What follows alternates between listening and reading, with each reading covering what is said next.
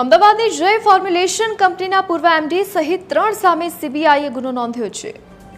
SBI સાથે 57 કરોડની bank છેતરપિંડી કેસમાં ફરિયાદ નોંધાઈ છે। રક્ષિત પટેલ, કોમલ રક્ષિત પટેલ અને આરજવ પટેલ સામે ફરિયાદ નોંધાઈ છે। વધુ વિગતો સાથે સંવાદદાતા મૌલિક ઉપાધ્યાય ફોન લાઈન પર જોડાઈ ગયા છે। જે મૌલિક, શું વિગત? બિલકુલ, જે રીતે અમદાવાદના આશ્રમ રોડ પર હરે કૃષ્ણ કોમ્પ્લેક્સમાં આવેલી ફાર્માસ્યુટિકલ કંપની છે મેસર્સ જય ફોર્મ્યુલેશન લિમિટેડ, તેના પૂર્વ જે ડાયરેક્ટરો છે તેના વિરુદ્ધ સ્ટેટ બેંક ઓફ ઇન્ડિયા સાથે 57 કરોડની જે લોન છેતરપિંડી અને બેંક ફ્રોડ કેસ બદલ જે સીબીઆઈ છે તેના દ્વારા ગુનો છે તે નોંધવામાં આવ્યો છે।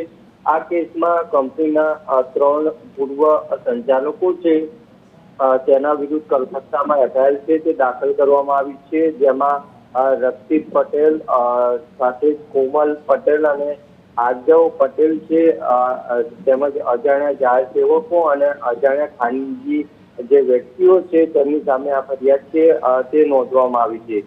મહત્વનું છે કે બેંક સાથે છેતરપિંડી કરીને 57 કરોડની લોન છેતરપિંડી કરી હોવાનું બહાર છે તે આવ્યું છે। ફરિયાદ નોંધીને સીબીઆઈએ આગળની તપાસ છે તે હાથ ધરી છે। જે મૌલિક વિગત બદલ આપનો આભાર।